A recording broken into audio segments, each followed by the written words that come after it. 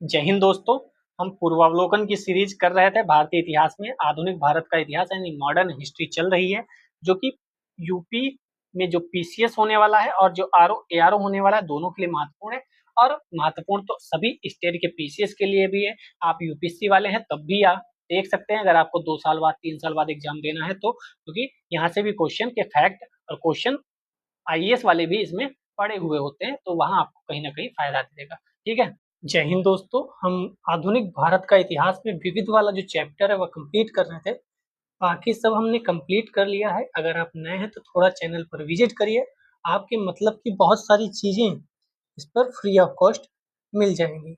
हमने 60 क्वेश्चंस कर लिए थे, आज हमें 61 से क्वेश्चन से करना है। तो 61 नंबर क्वेश्चन आपकी स्क्रीन पर, आप भी आंसर देंगे तो बेहतर रहेगा। निम्नलिखित घटनाओं में से कौन सी घटना कालक्रम के अनुसार तीसरे स्थान पर आती है? ये तीसरे स्थान वाला बहुत बार क्वेश्चन पूछा गया है। चंपारण है, असहयोग है, भारत छोड़ो, दांडी मार्च। तुम्हें पता है भारत छोड़ो कब हुआ था? 1942 में। दांडी मार्च कब हुआ था? 1929-30 के आसपास।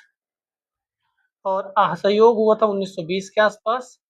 और चंपारण हुआ था 1918 के आसपास। तो मैं गलत भी हो सकता हूँ, आप सही करिएगा। तीसरे नंबर पर दांडी मार्च आएगा। ठीक है, तीसरे नंबर पर दांडी मार्च आएगा। चेक कर लेते हैं।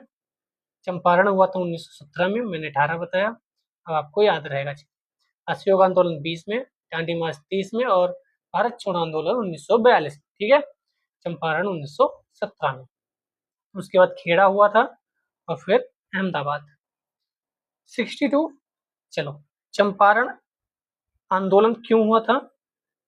चंपारण आंदोलन में लखनऊ से कौन व्यक्ति था जो गांधी जी को बुलाकर ले गया था?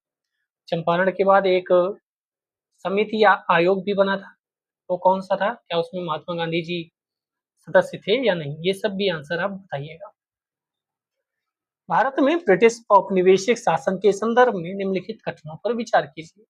महात्मा गांधी गिरमिटिया इंडेंचर्ड लेबर प्रणाली के उन्मूलन में सहायक थे। चेम्सफोर्ड की वॉर कॉन्फ्रेंस में महात्मा गांधी ने विश्व युद्ध के लिए भारतीयों की भर्ती से संबंधित प्रस्ताव का समर्थन नहीं किया था। तीसरा है, भारत के लोगों द्वारा नमक कानून तोड़े जाने के परिणाम स्वरूप औपनिवेशिक शासकों द्वारा भारतीय राष्ट्रीय कांग्रेस को अवैध घोषित कर दिया गया था। कौन सा सही है? आईएएस का क्वेश्चन है, 2019 में पूछा गया। आयोग कभी भी पूछ सकता है ये क्वेश्चन। तो पहला वाला तो सबको पता है, सही ही होगा, क्योंकि गिरमिटिया समुदाय आप जानते हैं कौन से हैं। ठीक है, तीसरा भी सही है क्योंकि अवैध घोषित कर दिया गया था। दूसरा गलत है क्योंकि जो लिखा है भारतीयों की भर्ती से संबंधित प्रस्ताव का समर्थन नहीं किया था, ये गलत। उन्होंने समर्थन किया था और वह इस पक्ष में थे कि जब जब ब्रिटिशर्स के ऊपर प्रॉब्लम आई हुई है तब हम अपनी बातें ना कहें और उनका साथ दें, जिससे वह हमें आजाद कर सके। गिरमिटिया मजदूर आप जानते हैं। हम ये वाला देख लेते हैं कौन सा गलत है। हाँ, चेम्सफोर्ड द्वारा बुलाए गए युद्ध सम्मेलन जो प्रथम विश्व युद्ध हुआ था उसके दौरान महात्मा गांधी ने ब्रिटेन के पक्ष को न्यायोचित मानते हुए भारत के सहयोग का समर्थन दिया था, क्योंकि उन्हें लगा ब्रिटिश सरकार का युद्ध में समर्थन करने से भारत का जो डोमिनियन स्टेटस का दर्जा है प्राप्त करना आसान होगा। लेकिन ब्रिटिश तो ब्रिटिश थे, उन्होंने ऐसा कुछ नहीं करने वाले थे। 63। भारतीय राजनीति में सिर्फ महात्मा गांधी नहीं, अन्य भी नेता थे जो चाहते थे ब्रिटिश का समर्थन करना प्रथम विश्व युद्ध में। 63। भारतीय और इसी अनुभव को सीखकर जब तृतीय विश्व युद्ध हुआ उसमें कई नेता थे जो कहते थे गांधी जी अब नहीं करेंगे समर्थन, क्योंकि पिछली बार समर्थन किया था तो हमें कुछ नहीं मिला, अब हम अपनी आजादी लेकर रहेंगे। 63। भारतीय राजनीति में 1947 के बाद किस महिला ने सर्वाधिक योगदान दिया? तो 1947 के बाद राबड़ी देवी, बिहार का क्वेश्चन है। तारकेश्वरी सिन्हा, कमला रानी सिंह, अरुणा आसफ अली।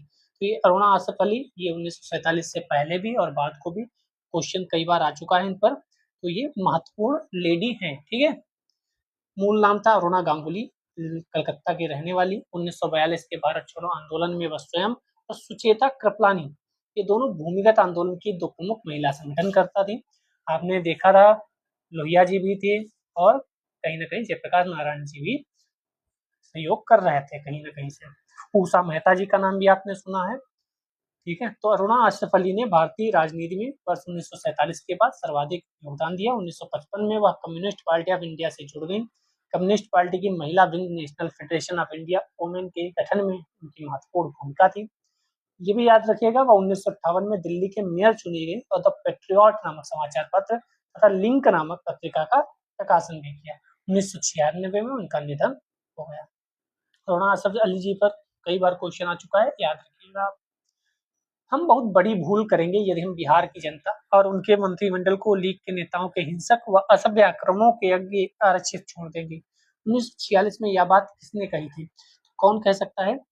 सरदार पटेल जी ने कही थी। प्रश्नगत कथन सरदार पटेल ने 1946 में बिहार में मुस्लिम लीग द्वारा कराए जा रहे दंगों के संदर्भ में ऐसा कहा गया था, ठीक है। बिहार में कहा गया था, बिहार का ही क्वेश्चन है। किसने वर्ष 1921 में पहली बार पूर्ण स्वतंत्रता की मांग की थी? 1921 में ही पूर्ण स्वतंत्रता की बात किसने की थी? तो हमें पता है मौलाना हसरत मोहानी। हम पिछले वीडियोस में देख कर आए हैं। नए हैं आप तो स्टार्टिंग से देखेंगे तो पूरी जो आधुनिक भारत का इतिहास है वो आप कंप्लीट रिवीजन कर लेंगे। बाकी आपकी इच्छा। 1921 के अहमदाबाद में हुए कांग्रेस अधिवेशन की अध्यक्षता हकीम अजमल खान ने की थी, ये भी याद रखिएगा। इस अधिवेशन में सर्वप्रथम मौलाना हसरत मोहानी ने पूर्ण स्वराज या पूर्ण स्वतंत्रता की मांग उठाई, किंतु महात्मा गांधी इस मांग के पक्ष में नहीं थे। 66 चलते हैं। भारत विभाजन के लिए मोहम्मद अली जिन्ना को सर्वाधिक उत्तरदायी किसने ठहराया? किसने कहा कि विभाजन का सबसे बड़ा अगर कोई जिम्मेदार है तो वह मोहम्मद अली जिन्ना है? तो उस समय कौन था? उसी ने कहा होगा। माउंटबेटन उस समय थे, उस समय माउंटबेटन ने ही कहा था। 1940 का अधिवेशन मुस्लिम लीग का आपको पता होगा, याद रखेंगे। 1932 में मुस्लिम लीग में क्या हुआ था वह भी आपको याद होगा। ये सब चीजें हम पहले ही पढ़ चुके हैं, ठीक है। ये कोई आवश्यक नहीं है। 67 पे चलते हैं। निम्नलिखित में से 31 दिसंबर 1928 को दिल्ली में हुए सर्वदलीय मुस्लिम सम्मेलन की अध्यक्षता किसने की थी? तो 1928 में जो अध्यक्षता की थी वह आगा खान ने की थी, ठीक है। आगा खां भी मुस्लिम लीग के बहुत इम्पोर्टेंट नेता थे। सम्मेलन में हुआ क्या था? 1928 में जो नेहरू रिपोर्ट आई थी उसके बारे में डिस्कस करना था, जिसमें बड़ी संख्या में केंद्रीय प्रांतीय विधानसभाओं के मुस्लिम सदस्य वगैरह थे। शिमला घोषणा पत्र जारी किया गया, ये भी ध्यान रखिएगा। और कुछ नहीं है, चलिए। 68 अगस्त 1923 BHU Banaras Hindu Mahasabha, sorry BHU मैंने बोल दिया, बनारस हिंदू महासभा के अधिवेशन की अध्यक्षता किसने की थी? तो वही व्यक्ति जो बीएचयू से संबंधित है, पंडित मदन मोहन मालवीय जी। 1923 में अखिल भारत हिंदू महासभा के अधिवेशन की अध्यक्षता पंडित मदन मोहन मालवीय द्वारा की गई थी। आयोजन वाराणसी में हुआ, ठीक है। हिंदू, जैन, बौद्ध, सिख, पारसी सभी लोग सम्मिलित हुए थे। 69 चलते हैं। आधुनिक बिहार का निर्माता किसे माना जाता है? तो आधुनिक बिहार का निर्माता सच्चिदानंद सिन्हा होना चाहिए, आचार्य नरेंद्र देव होना चाहिए। सच्चिदानंद सिन्हा, आप जानते हैं सच्चिदानंद सिन्हा जी को। सच्चिदानंद सिन्हा भारत के प्रसिद्ध राजनीतिक, शिक्षाविद, अधिवक्ता, पत्रकार रहे हैं। बिहार के बंगाल से पृथक्करण आंदोलन की वे आत्मा थे, ठीक है।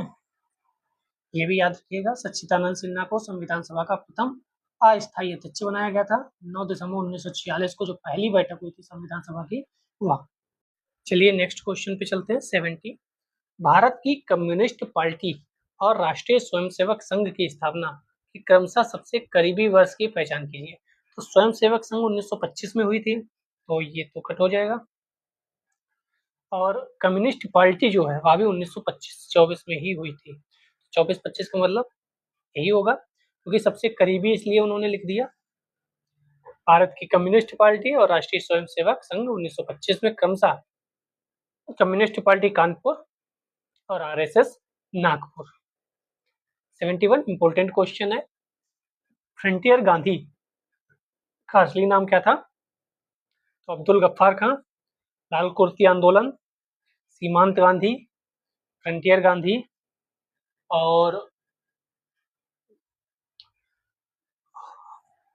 एक दो चीज इनके बारे में है। हाँ, पहले विदेशी जी ने भारत रत्न की उपाधि से सम्मानित किया गया, ये भी ध्यान रखिएगा, ठीक है। ब्रिटिश भारत की उत्तमनजाई खैबर पख्तूनख्वा वाले इलाके में, हम जो पाकिस्तान में है, वहाँ के व्यक्ति थे। इम्पोर्टेंट पर्सन थे। भारत के पहले ऐसे विदेशी थे जिसे भारत रत्न दिया गया। तो दूसरे विदेशी कौन थे वह भी बताओ। 72 सीमांत गांधी के नाम से अब्दुल गफ्फार खान जाने जाते हैं। फ्रंटियर गांधी के नाम से अब्दुल गफ्फार खान जाने जाते हैं। पाकिस्तान बनने के प्रबल विरोधी व्यक्ति थे। 74 किन्हें बम्बई त्रिमूर्ति के नाम से जाना जाता था। बम्बई की बात है तो तिलक तो होंगे ही होंगे, तैलंग भी होंगे, तैयब जी भी होंगे। तैलंग और तैयब जी ने एक संगठन की भी स्थापना की थी, एक संस्था की भी स्थापना की थी। वह संस्था संगठन जिसे कहते हैं वह क्या नाम था ये भी आप बताइएगा। फिरोज शाह मेहता, कीर्ति तैलंग, बदरुद्दीन तैयब जी को बम्बई त्रिमूर्ति के नाम से जाना जाता है। इन्होंने मिलकर, ये देखो यहाँ लिखा भी है, 1885 में बॉम्बे प्रेसिडेंसी एसोसिएशन की स्थापना की थी। 1885 जब कांग्रेस बनी थी तभी बॉम्बे प्रेसिडेंसी एसोसिएशन बना था। मेहता, तैलंग, तैयब जी। 75 अंग्रेजों के विरुद्ध खान अब्दुल गफ्फार खान द्वारा प्रारंभ किए गए आंदोलन को अभी मैंने बोला था लाल कुर्ती आंदोलन। इनके जो अनुयायी थे वह लाल कुर्ती पहनते थे।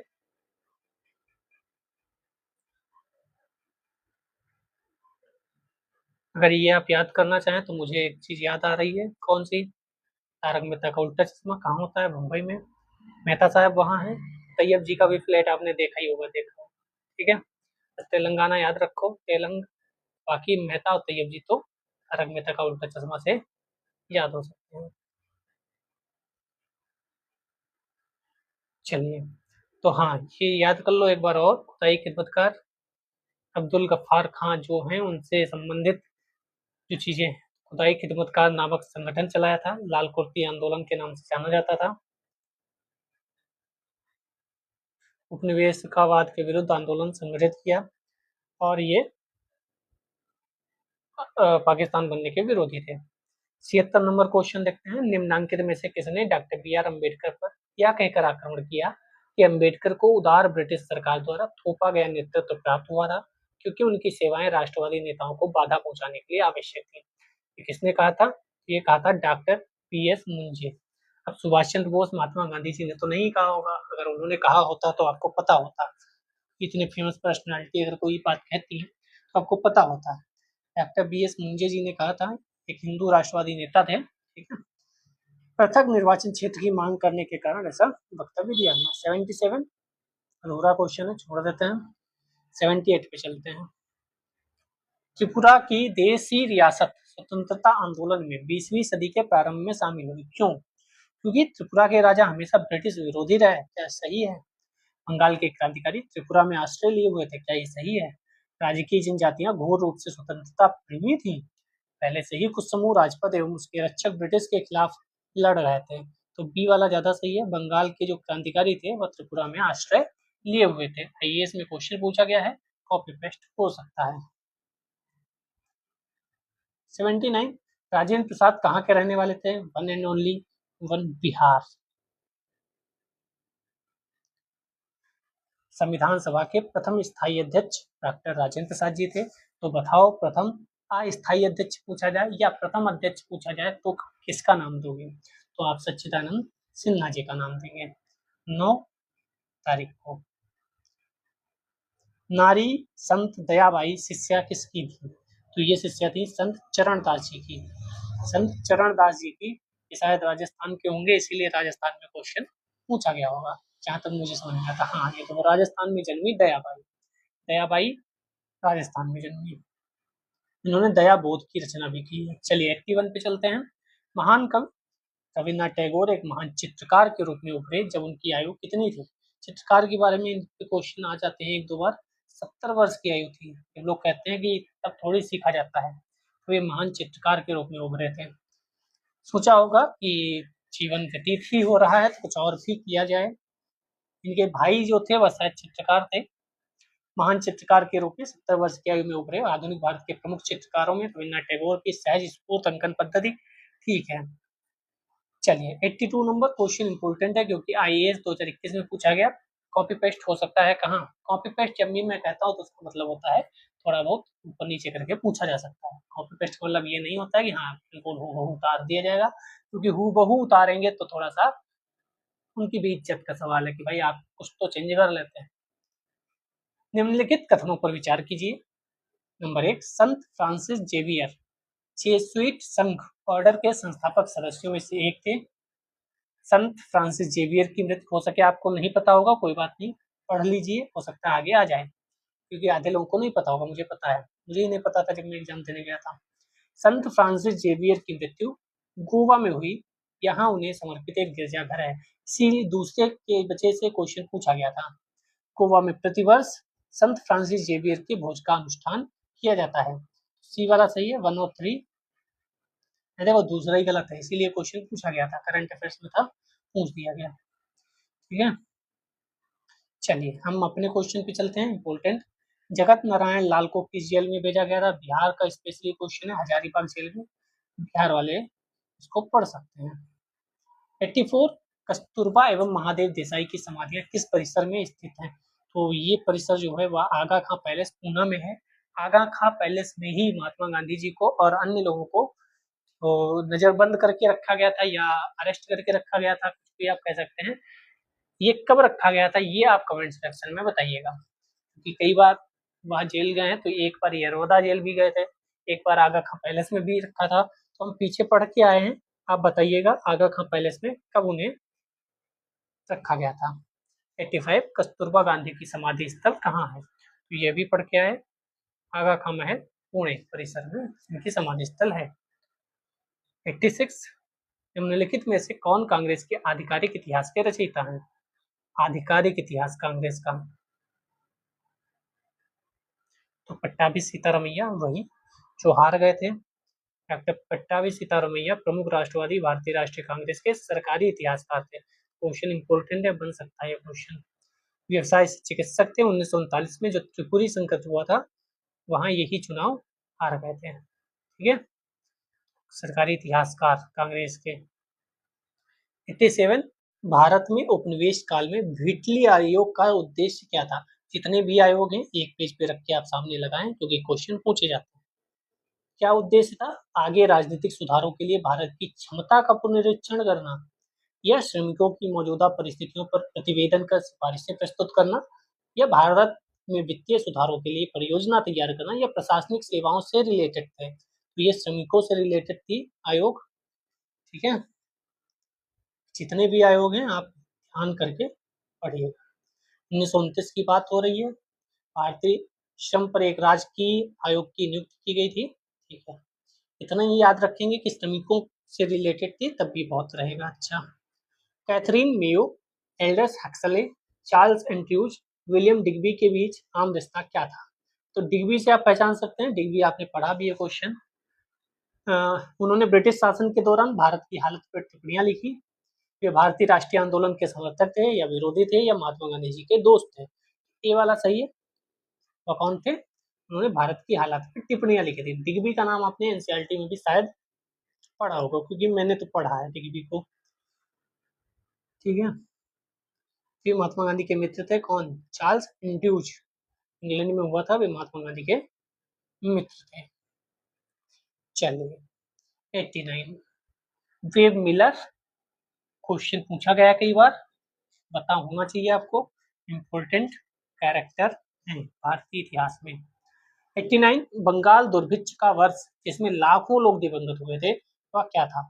1943 में हुआ था, और कहीं ना कहीं ये ब्रिटिशर्स के लिए खतरा था, क्योंकि सेकेंड वर्ल्ड वार चल रहा था और इधर भारत छोड़ो आंदोलन भी चल रहा था, ऊपर से ये दुर्भिक्ष आ गया, बंगाल में अकाल आ गया, इससे और ज्यादा दिक्कतें खड़ी हुई और लोग और ज्यादा गुस्सा होकर ब्रिटिशर्स के खिलाफ इकट्ठा हो गए, क्योंकि जब लोग मर रहे होते हैं और आप मतलब ब्रिटिश, जब ब्रिटिश उनकी देख रेख नहीं करते बल्कि अपना अलग काम कर रही होती है, तब ज्यादा समस्या होती है।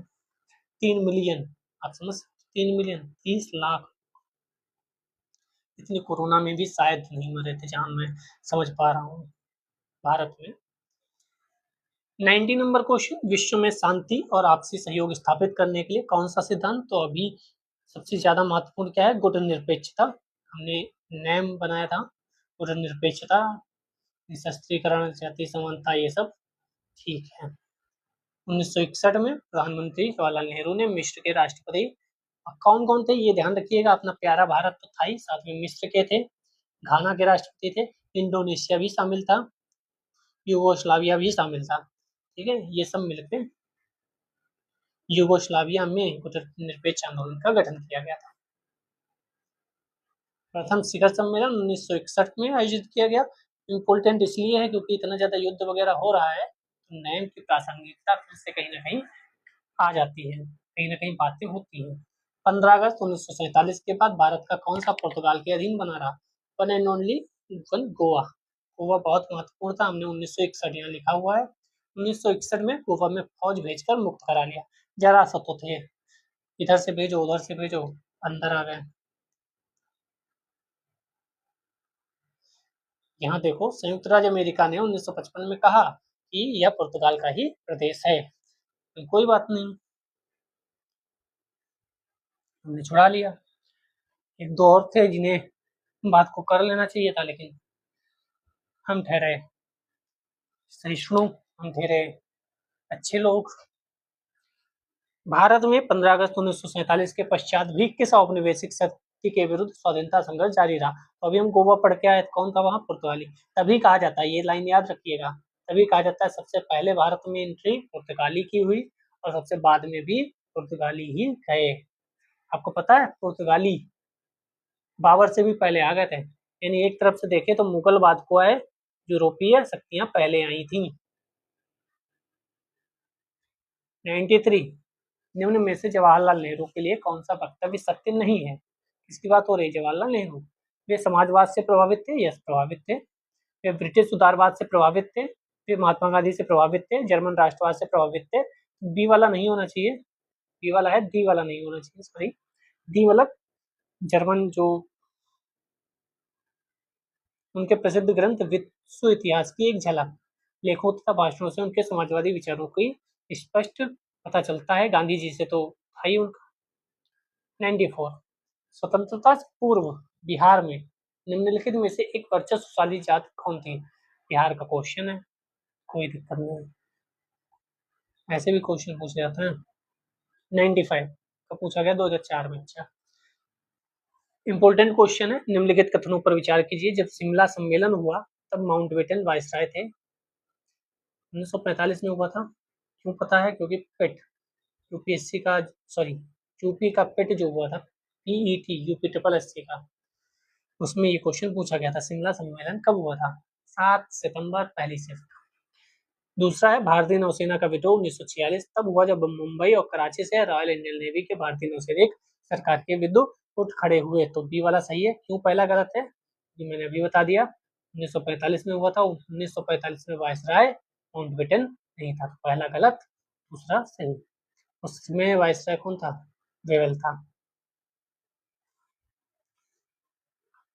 96, इंपॉर्टेंट क्वेश्चन है, ईश्वर चंद्र विद्यासागर ने महिलाओं की शिक्षा को प्रोत्साहित करने के प्रमुख उद्देश्य से कलकत्ता में बेथुन स्कूल स्थापित किया। तो बेथुन स्कूल क्या ईश्वर चंद्र विद्यासागर ने स्थापित किया था? इंपॉर्टेंट है, किसने किया था? अगर नहीं पता आपको तो आपने इतिहास को सही से नहीं पढ़ा, क्योंकि इंपॉर्टेंट है ये। बंकिम चंद्र चट्टोपाध्याय या बंकिम चंद्र चटर्जी, चट्टोपाध्याय को ही चटर्जी कहा जाने लगा, कलकत्ता विश्वविद्यालय के प्रथम स्नातक थे। तीसरा है, केशव चंद्र सेन के सती प्रथा के विरुद्ध अभियान के फलस्वरूप तत्कालीन गवर्नर जनरल ने सती प्रथा पर प्रतिबंध लगाया था। तो क्या केशव चंद्र सेन की वजह से लगाया था? नहीं भाई, केशव चंद्र सेन की वजह से थोड़ी लगाया था।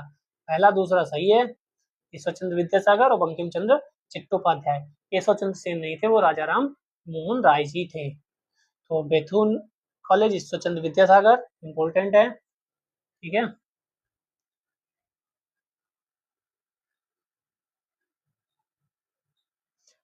सही पूछा था, गलत तो नहीं पूछा था, कौन सा सही है? तो 1 और 2 सही है, ठीक है। यहाँ लिखा है राजा राम मोहन राय जी की वजह से सती प्रथा का उन्मूलन हुआ।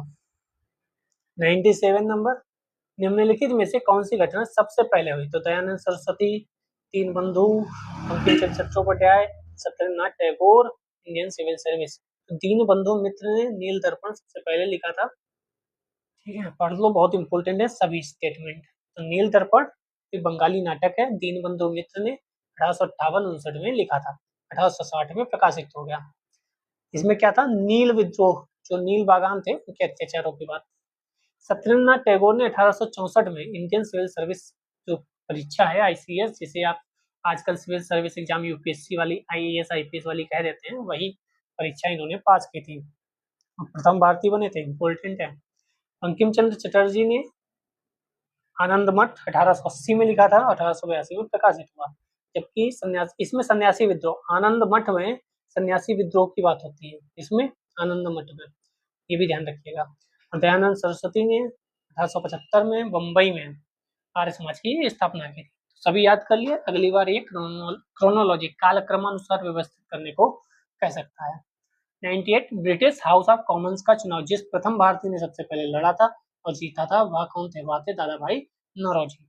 ब्रिटेन में जाकर ब्रिटिश हाउस ऑफ कॉमन्स वहां चुनाव लड़कर जीतकर वो बढ़िया से बैठ गए थे।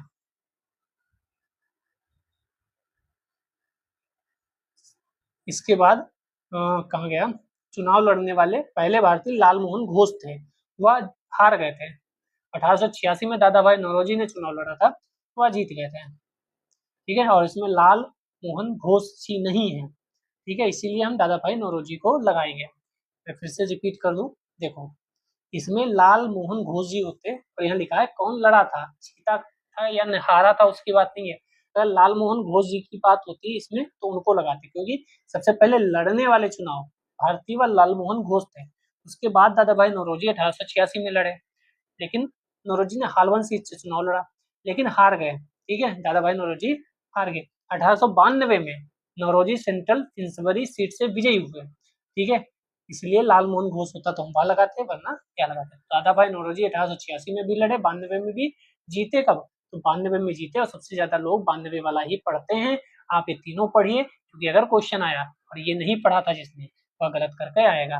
लाल मोहन घोष जी का भी नाम याद रखिएगा। 99 ब्रिटिश संसद के सदस्य के रूप में चुने जाने वाले प्रथम भारतीय, तो दादा भाई नौरोजी 92 में। ठीक है, 1892 में, ध्यान रखिएगा। भारत में अप्रत्यक्ष निर्वाचन की प्रथा किस वर्ष प्रारंभ हुई, तो अप्रत्यक्ष निर्वाचन शुरू हुआ था 1892 में। ठीक है, अप्रत्यक्ष निर्वाचन, क्योंकि 1885 में कांग्रेस बनी, कांग्रेस ने कई मांग की, कुछ न कुछ बात को देते रहे, तो 1885 के बाद बहुत कुछ मिलने लगा, शुरू हो गया था कि हाँ ये दे दो, फिर ये दे दो, फिर ये दे दो। ठीक है, 101 देवबंद के उस विद्वान का नाम बताइए जिन्होंने स्वतंत्रता आंदोलन में महत्वपूर्ण भूमिका निभाई थी, तो बदरुद्दीन तैयब जी, अबुल कलाम आजाद, मोहम्मद अली जिन्ना या चिराग अली। तो अबुल कलाम आजाद, जो 1940 से 46 तक भारतीय राष्ट्रीय कांग्रेस के सबसे लंबे समय तक रहने वाले अध्यक्ष बने, सबसे कम उम्र के भी ये अध्यक्ष बने थे कांग्रेस के। वह कब बने थे, वह ईयर आप कमेंट सेक्शन में बताइएगा। देवबंद से संबंधित थे, उन्होंने मजबीन अल नदवाह का प्रकाशन किया। इंडिया विंग्स फ्रीडम उनकी प्रसिद्ध पुस्तक है, और एक और प्रसिद्ध पुस्तक है जो हमने कल पढ़ी थी, आपको पता होगा, बहुत इंपॉर्टेंट है वह वाली भी। डॉक्टर बी आर अम्बेडकर के संबंध में निम्नलिखित कथनों में से कौन सा सही है, नीचे दिए गए पूर्व का सही उत्तर का चयन कीजिए। वह भारत के प्रथम सुरक्षा मंत्री थे, तो सुरक्षा मंत्री तो शायद नहीं थे। चौथा गलत हुआ, तो ये तो तीनों गलत हो गए। तो पहला, दूसरा, तीसरा सही ही होना चाहिए। क्या सही है? उन्होंने सिद्धार्थ कॉलेज की स्थापना की। क्या उन्होंने सिद्धार्थ कॉलेज की स्थापना की? 1920 में उन्होंने अपनी पत्रिका मूक नायक शुरू की। 1925 में डिस्ट्रेस्ड क्लास इंस्टीट्यूट की स्थापना की। तो हम सुरक्षा मंत्री तो नहीं थे, ये तो मैंने बता ही दिया आपको। स्टार क्यों लगाए वो देखते हैं। बल्कि बलदेव सिंह प्रथम सुरक्षा मंत्री थे। डिस्ट्रेस्ड क्लासेस वेलफेयर इंस्टीट्यूट की स्थापना अंबेडकर ने बॉम्बे में 20 जुलाई 1924 में की थी। जबकि यहाँ कितना लिखा है, यहाँ लिखा है 1925, यानी ये स्टेटमेंट ही इन्होंने गलत दिया है। स्टेटमेंट गलत दिया है तो आपका क्वेश्चन गलत हो जाता है। इस वजह से 3 और 4 दोनों गलत है, क्योंकि यहाँ पे 1925 लिखा आपने और यहाँ पे शिक्षा मंत्री लिखा, और जब 3 और 4 हम गलत कर देते हैं तो आपका आ जाता है 1N1N2। 1N2 कहीं है नहीं। अगर सबसे सटीक आंसर लगाना हो तो ये लगा के आओ, क्यों? क्योंकि 1924 1925 उनको शायद ना पता हो तो इन्होंने बनाया है, लेकिन ये तो सबको पता है कि सुरक्षा मंत्री जी ये नहीं थे। 103 ऐसे ही क्वेश्चन आए तो क्या करना है वो भी मैंने बता दिया, या तो छोड़ा हो या तो आपको पता होना चाहिए कि क्या क्वेश्चन बना रहा होगा। इतना आपने पढ़ा है, आपको समझ में आएगा कि यही वाला क्वेश्चन स्टेटमेंट गलत करने के लिए बनाया गया है। ठीक है, निम्नलिखित घटनाओं पर विचार कीजिए, नीचे दिए हुए पुट से घटनाओं का सही कालानुक्रम व्यवस्थित कीजिए। कलकत्ता का भारतीय राष्ट्रीय कांग्रेस का विशेष अधिवेशन, बाल गंगाधर तिलक का निधन 1920,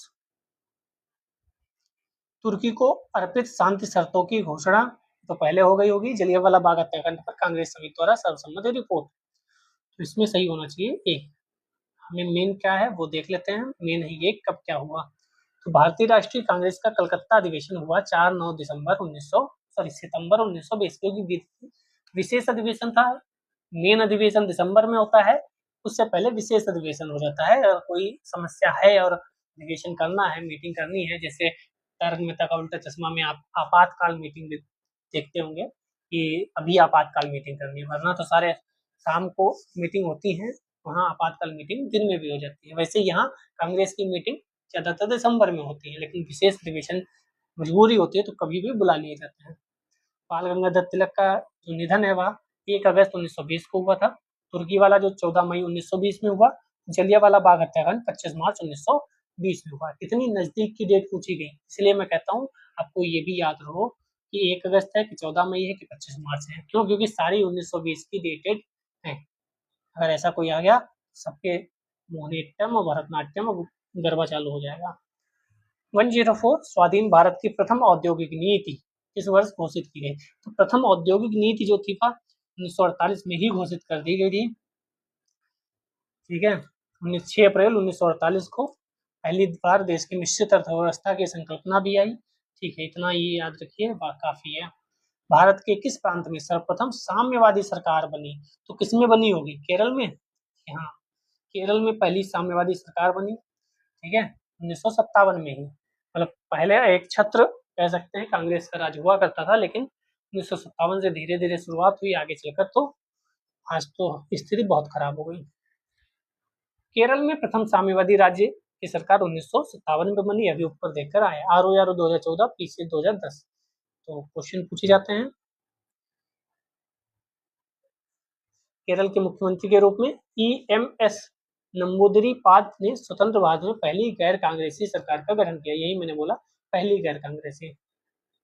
107 भारत में शिक्षक दिवस कब मनाया जाता है? तो अभी हाल फिलहाल में मना था 5 सितंबर को। 108 राष्ट्रीय पत्रकारिता दिवस कब मनाया जाता है? तो पत्रकारिता दिवस 16 नवंबर को मनाया जाता है। 109 कुछ और दिवस है, देखो, विश्व जनसंख्या दिवस, अंतर्राष्ट्रीय युवा दिवस, राष्ट्रीय खेल दिवस और विश्व साक्षरता दिवस। तो डी वाला सही है, ए का 4। 11 जुलाई विश्व जनसंख्या दिवस, बार बार क्वेश्चन पूछे जाते हैं। बी का 3। 12 अगस्त को अंतर्राष्ट्रीय युवा दिवस, अभी हाल फिलहाल में गया। फिर 29 अगस्त राष्ट्रीय खेल दिवस, किसकी याद में मनाया जाता है राष्ट्रीय खेल दिवस, ये आप कमेंट सेक्शन में बताइएगा। और 8 सितंबर को विश्व साक्षरता दिवस। 8 सितंबर को कुछ और भी होता है, वह भी आप कमेंट सेक्शन में बताइएगा। तो आप लिखिएगा 8 सितंबर और 29 अगस्त, ये दोनों आप बताइएगा किस लिए होते हैं। खेल दिवस किसकी वजह से मनाया जाता है और 8 सितंबर को और क्या होता है। 110 लोक सेवा दिवस किस दिन मनाया जाता है? तो लोक सेवा दिवस तो आपको याद ही होना चाहिए, 21 अप्रैल को मनाया जाता है। नागरिक सेवा दिवस भी कहा जाता है, ये तो कतई नहीं याद होगा। वैलेंटाइन डे कब मनाया जाता है? मतलब क्वेश्चन पूछने वाले को भी थोड़ा सा मतलब हद है, कुछ ढंग का पूछ लो भाई। उसका अगले 2 क्वेश्चन खराब हो गए होंगे, उसने भी ये क्वेश्चन दिया होगा। सही है कि नहीं? खराब हो गए होंगे 2 क्वेश्चन कई लोगों के। ये क्या पूछा, याद आ गई, बह गए, फिर याद आया कि पेपर दे रहे हैं भाई, बन जाएंगे कुछ, पढ़ लें। चलिए 112 नंबर इंपॉर्टेंट क्वेश्चन है, ढंग से पढ़िएगा। भारत के किसी राज्य में सर्वप्रथम लोकतांत्रिक रूप से चुनी गई साम्यवादी दल की सरकार, अभी हमने देखा था 1956 था, 57 था, 57, केरल में। भारत का उस समय का सबसे बड़ा bank imperial bank of India, जिसका नाम बदलकर भारतीय स्टेट बैंक रखा गया था, ये शायद हुआ था 1900 56 जहां तक मैं याद कर पा रहा हूँ। एयर इंडिया का राष्ट्रीयकरण किया गया या राष्ट्रीय भाग बन गया, गोवा स्वतंत्र भारत का अंग बना, ये भी हमें पता है 1961। पहले दो एक चार जहाँ हूँ तो यहाँ दो एक चार कहीं नहीं है, दो एक चार यहाँ पे सिर्फ है। मुझे नहीं पता तीसरा क्या है, लेकिन मैं आंसर बता दूंगा क्योंकि दो एक चार में मिल गए। जो एयर इंडिया है वह 1953 में हुई थी। सबसे पहले इंडिया ही हुई थी 1953। 56, 57, 61 सही है। अच्छा, भारतीय स्टेट बैंक 1955 में हुआ था। ये रटने वाले थोड़े से मुझे डाउट हो जाते हैं। 1955, 1955 सही है, 1957 तो सही ही होगा, 1961 तो रटा हुआ है। 19 ये भी ध्यान रखिएगा 1962 में जो गोवा था वह संघ शासित क्षेत्र में स्थापित हुआ और 1987 में पूर्ण राज्य भी बन गया था। 113 किसके पक्षधर नेहरू थे पर गांधी जी नहीं थे? सत्य के, अहिंसा के? इसके तो दोनों होंगे। अस्पृश्यता, भारी औद्योगिकरण, इसके जो पक्षधर हैं वह नेहरू जी थे। उन्हें लगता था भारी औद्योगिकरण यानी बड़ी बड़ी इंडस्ट्रीज होंगी तो फायदा होगा, और गांधी जी कहते थे लघु एवं कुटीर उद्योग, जो कि आपका डीपीएसपी राज्य के नीति निर्देशक तत्वों में भी समाहित है। तो गांधी जी कहते थे छोटी छोटी उद्योग बनाओ और नेहरू जी कहते थे बड़े उद्योग लगेंगे तभी विकास होगा। चलिए 114, निम्नलिखित में से भारतीय राष्ट्रीय कांग्रेस के किस अधिवेशन में महात्मा गांधी ने कहा था गांधी मर सकते हैं परंतु गांधीवाद सदैव बना रहेगा? ये लास्ट ही अधिवेशन था, सॉरी लास्ट नहीं, कराची अधिवेशन था 1931। यहाँ सरदार वल्लभ भाई पटेल जी शायद क्या थे, अध्यक्ष थे। कहीं लिखा है सरदार वल्लभ भाई पटेल? नहीं लिखा है, लेकिन आप याद रखिएगा सरदार वल्लभ भाई पटेल कराची अधिवेशन की अध्यक्षता इन्होंने की थी 1931 में। यंग इंडिया किसके द्वारा प्रकाशित किया जाता था? महात्मा गांधी के द्वारा। तो न्यू इंडिया किसके द्वारा प्रकाशित था ये भी बताओ। न्यू इंडिया कल वाले में भी मैंने पूछा था। 115, मुस्लिम लीग एवं भारतीय राष्ट्रीय कांग्रेस के बीच राजनीतिक गतिरोध को दूर करने के लिए सीआर फार्मूला राजगोपालाचारी जी के द्वारा आया था 1944 में। ठीक है, सीआर फार्मूला के नाम से जाना जाता है। 116, अखिल भारतीय महिला सम्मेलन, अखिल भारतीय डिप्रेस्ड क्लास संगठन, और कौन सा सही नहीं है? तो ये तो नहीं सही है, डी वाला। Bombay social reform association, the Indian national Congress social conference, मतलब इसमें से दो सही नहीं है। कौन कौन से सही नहीं है जरा देख लेते हैं। महिला सम्मेलन 1927, हाँ ये भी गलत है, और डिप्रेस्ड क्लास वाला भी गलत है शायद। अखिल भारतीय दलित वर्ग की स्थापना नागपुर में एमसी राजा ने 1926 में की थी। यहाँ क्या लिखा है? 1918 लिखा है, वो भी गलत है। और बॉम्बे सोशल रिफॉर्म एसोसिएशन 1930, ये भी गलत है। और दी इंडियन नेशनल कॉन्फ्रेंस है एमजी राणा डे 1887। यानी ये क्वेश्चन जो बनाया गया है पता है क्या हुआ, इसमें ये नहीं नहीं होना चाहिए, तो ये क्वेश्चन सही हो जाएगा, डी वाला इसका आंसर हो जाएगा। इस नहीं की वजह से ये स्टेटमेंट सारे गलत हो गए। नहीं नहीं होता, इसमें होता क्वेश्चन निम्नलिखित में से कौन सा एक सही सुमेलित है, तो आंसर हो जाता है डी। ऐसे आप जब क्वेश्चन कई करने लगेंगे तो आपको समझ में आ जाएगा कि क्वेश्चन कहाँ पर गलत है, क्वेश्चन गलत है या आंसर गलत है। तो 3 गलत है, एक सही है, तो इसका मतलब यहाँ पे नहीं जो है वह गलत लिख गया है। तो आप वहाँ क्वेश्चन जब पढ़ें एग्जाम में तो आप समझ जाएं कि डी वाला ही सही होगा, डी वाला लगा दो, वरना ये तो बाहर ही होना है।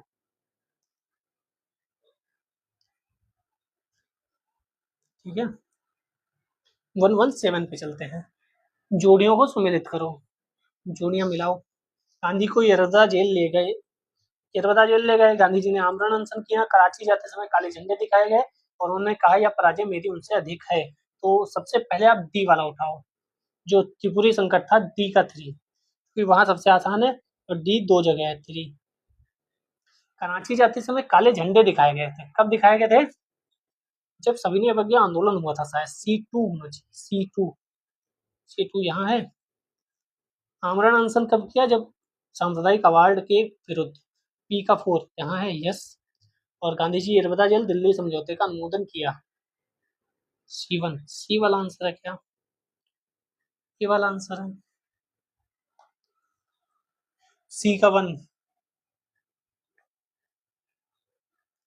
अच्छा हाँ, दिल्ली समझौता समझ में आ गया, दिल्ली समझौता, सॉरी सॉरी सॉरी, दिल्ली समझौता कब किया था?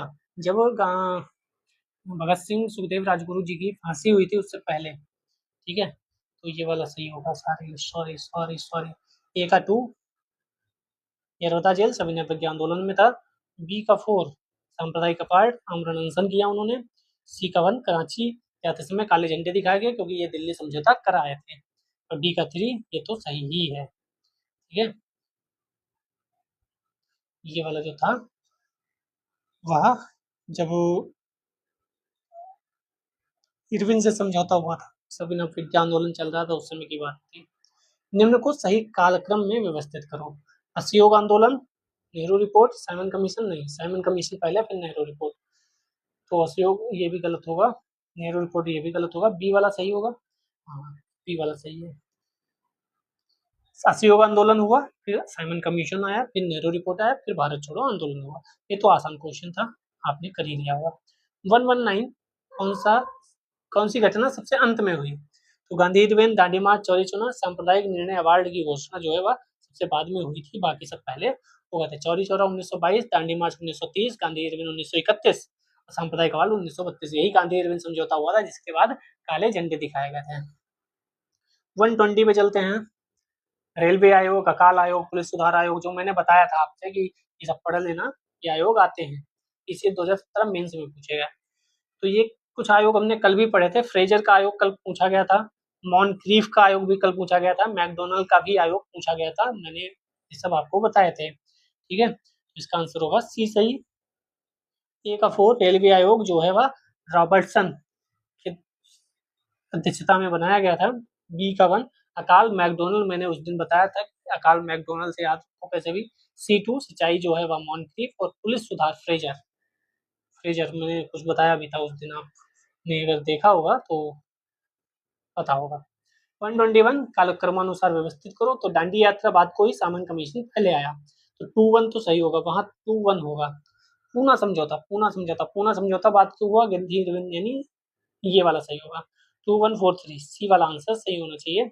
यस, साइमन कमीशन 1927 में आता है, दांडी मार्च 1930 में शुरू होता है, गांधी 1931 में। कितनी बार पूछा जा चुका है देखो, क्योंकि इसी समय जो भगत सिंह सुखदेव राजगुरु की फांसी रुकवाने की बात कही जा रही थी, वह नहीं हो पाया था, इसी में तभी काले झंडे दिखाए गए थे। पूना समझौता 1932 में।